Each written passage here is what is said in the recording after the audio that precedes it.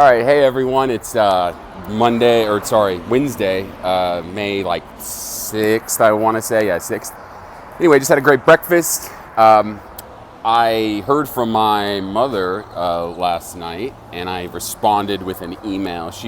It was just like, oh, do I cancel, or I'm going to cancel and pull myself off of, this doctor's appointment and this doctor's office that I have. She was like under the impression I did go to, but following their advice. I was just documenting their advice. And anyway, and I responded with a photograph of the love of her life, as well as a picture of me in one photo, as we were together. And I just said alone. Didn't say who was alone or what was alone.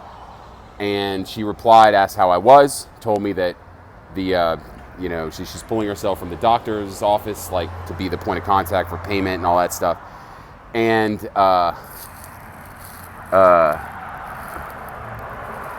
anyway, and I responded this morning. She asked how I was, so I responded, and I'm like, because I got her on camera and I showed it to her where she was in a less than preferred state verbally. No big deal. I mean, we all have fucking bad days or whatever. But what I didn't tell her when she saw that is that it's kind of like a quasi-confession, that video of her.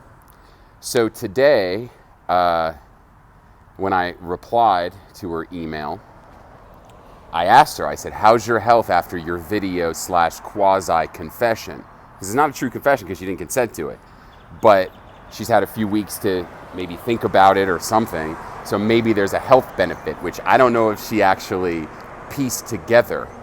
So my hope is that even though she didn't consent, that she did see herself, and it is documented. Maybe, she takes things for her breathing and, blood pressure, stuff like that. My hope is that there is still some positive effect. I don't know if there will be, but I hope that there is, because if she sees a positive effect, then we're tits.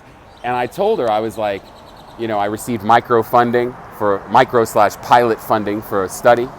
I am enrolling patients this month. Here's a clip of a paresthesia patient. I'm sitting down with a neuropathy patient tomorrow. And I thanked her, and I said, thank you for giving me space for 2 years, or something to that effect. And I told her to take care, So the reason I'm filming this is I just want to give you a background, but the reason I'm filming this is it's so cool. The reason I got microfunding is because my friend, who knows me originally from when I had fallout with my mom at 16 or 15, and from when we met from 12 until 16 until I moved away. So when he saw that video, that's kind of what indirectly led to my microfunding, because he's a doctor, but he didn't even know that he was funding a study. He was just putting a roof over my head by giving me, some cash and also connecting my phone. So now I have a cell phone number and cash and whatever. I can also mention the fact that this is a total sidebar, but I was hungry and I was like, I'm going to go buy the $3 special at Burger King. And I looked in this jacket that I'm wearing in the pocket right here.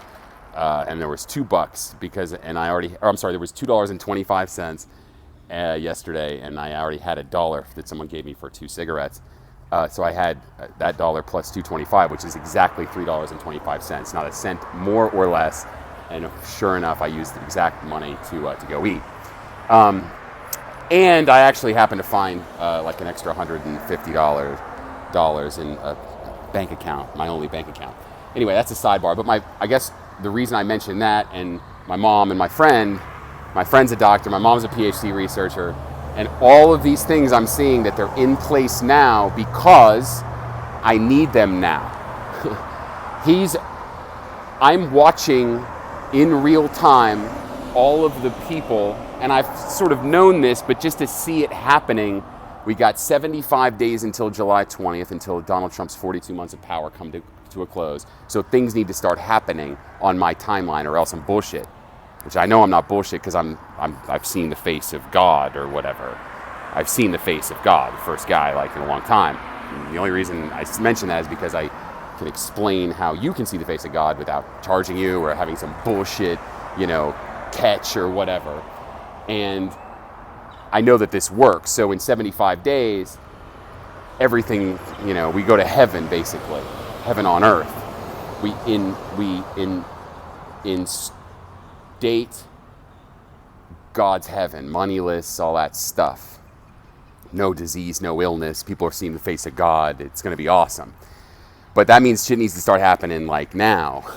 And I'm seeing my friend who's a doctor, my mom who's a PhD researcher. All she does is look for the connection between, health and whatever. That's all that they do. And she, via my email, hopefully also with her health, will be a new data point.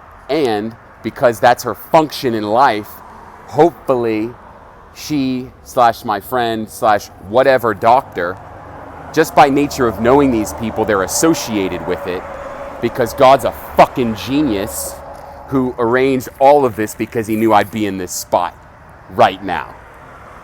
He's the king of the fucking jungle. Him, not me. I'm like the fucking actor. He's the director. Well, I'm also the producer, screenwriter, fucking technician by filming this entire story and putting it online. My point is, director gets fucking credit for this because he's the king of the jungle. I'm merely the lion of the tribe of Judah, the root of David. And when you're the lion and the root, you're surrounded by people just organically because he arranged them had this idea since creation, or this arranged since creation, and I get to see it unfold, and I'm giving him full credit because he gets full credit. If I didn't have a PhD researcher as a mother, or a friend since I was 12 who knew I had problems with that mother, who's a fucking doctor, who happens to be, who happens to fit every fucking prophetic requirement, not every prophetic requirement because some of them conflict, but who matches prophetic requirements for the Mahdi, the Lord of the Age. This is the guy I went to, middle school with. He's the one that I, spent time with up until my mom and I blew up when I was 16. He's the one that I came back and, 6 months later or 3 months later or whatever for Thanksgiving break. He's the one that I saw. His cousin's the one that I first slept with, And when you think about, the Muslim concept of Mahdi and ISA, ISA means Jesus. When they return, according to Muslim prophecy, they, how do I say this? The question is, how does it happen? How do they know each other? And what's so fucking cool is that I get to see this shit unfold and look back at my life and be like, oh, that's crazy. Like, yeah, of course he would have them connect when they're fucking 12 without them knowing it. Of course they would have a history of Isa, fucking, when I say Isa, I'm just using that term from Muslim theology. I'm James. I know I'm James. I'm the same James I've always been. But, I'm just using that term or whatever. I'm the man-child from Rev 12. He is the fucking Mahdi. God arranged all of this without any of us knowing it because he's so fucking cool and clever and smarter than all of us. And I'm just the guy who happens to piece it together as the Morningstar, which just means the people around me. See, Morningstar you need, but then the Morningstar is given to all the people around you as the Morningstar, and then they become the Morningstar. And all that means is you're a fucking beacon or like a baseline. Very simple stuff. Meaning, I look around me and I'm like, wait a minute, like, that's exactly what I need. Yeah, because God exists, and he arranged this whole fucking thing. This is his masterpiece, and this bitch gets brought home. We're bringing this thing home over the next 75 days, specifically because he arranged all of this. It's insane, right? I mean, I don't mean insane like, no, I just like, it's incredible.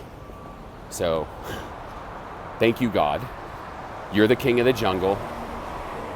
I am so excited what is about to happen. And my mother, we'll see if her health improved. She didn't consent to the confession, but now that it's available, now that it's captured and she's hopefully seen some of it, we'll see if her health will improve. And if that does, then you're going to have Linda, which, you know, I the fact that she's my mom says that she's perfect for this. You know, she's not a bad person. She's just, I don't know what the term would be, reared that way. Just like I was reared that way. We got lots of stuff in common. But the one thing about her, or one of the important things about her, aside from her profession, is that she doesn't have a problem being told or being corrected. And she's not going to hold a grudge.